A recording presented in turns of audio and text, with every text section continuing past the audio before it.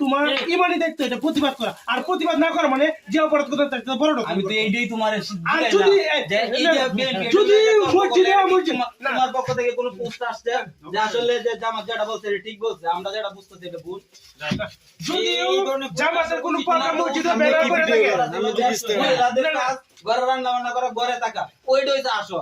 কর্মঘন্টা কম কি একেবারে নিষেধ। তোমার এটা বুঝতে হবে যে এটা করলে কি না না মানে সব জামাতে দিলে জামাত বাইরে যাও। দাড়ি নাই মুছ নাই এবারে জামাতের বিরুদ্ধে কথা বলে দাড়ি মুতলে জান কি বলা রবীন্দ্রনাথ দাঁড়িয়ে ছিল।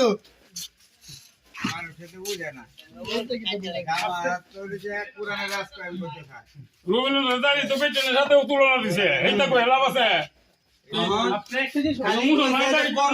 কর্মঘন্টা কমায় দিব, এক ঘন্টা বেরিয়ে গেছে। এটা তো তোরা না, এটা তো দুই দিনের কথা। কর্মঘন্টা কমায় দিব, এতেই তোমার কোনো প্রতিবাদ। আমরা তো কোনো ব্যবসা নাই।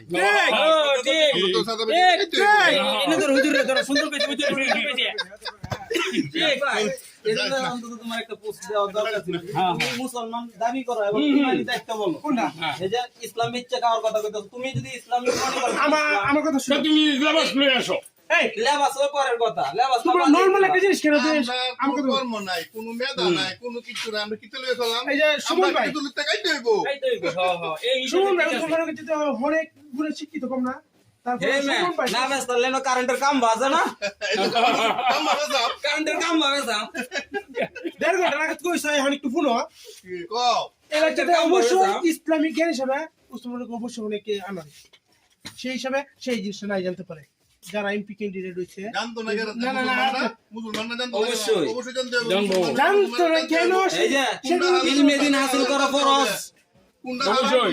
করতে হবে? আপনার দ্বারা আমি আগাম করলাম, আপনি প্রতিবাদ করলেন না যে আমি করার চেষ্টা অবশ্যই করবো, আমার সামনে বলে অবশ্যই করবো। তাহলে মসজিদে যদি বিএনপি যদি প্রোগ্রাম করে থাকে তাহলে ওই মসজিদের ইমাম সাহেব মুয়াজ্জিন মসজিদ কমিটি ছিল না? তো তার বেওয়া করছ সবাই বিএনপি। সিন্ডিকেট সবাই বিএনপি। বিএনপি না হলে তো মসজিদে ঝামেলা হইলে হইলে। তাহলে সেই হুমকি জায়গায় দিছো? ইমাম সাহেবের উপর দায়িত্ব আমরা থাকবে না? হুমকি দিছো না না ইমাম সাহেবের উপরে দায়িত্ব হুমকি দিতে দিয়ে এই কামটা করছো না না তোমার চাকরি থাকবে না। তোমার চাকরি থাকবে না, তুমি এলাকা থেকে সরে যাও। বাধ্যতামূলক করছে। তোমার যদি তুই মনে শক্তি থাকতো তাহলে চাকরি ছেড়ে তুমি আমার তো ফেল আছে, প্রতিবাদ দিয়ে করলাম। আমার তো ফেল আছে। ইমান তো যদি ইমানের হিসাব করা হয় একজনও পাওয়া যেত না বাংলাদেশে। প্রতিদিন যা কেন না পূজা করে আমার মসজিদে ঢুকে নামাজ পড়া লাগে। বাইক তো উঠা করে বাইরে হে বলা এই যে তো বাইতে পারিস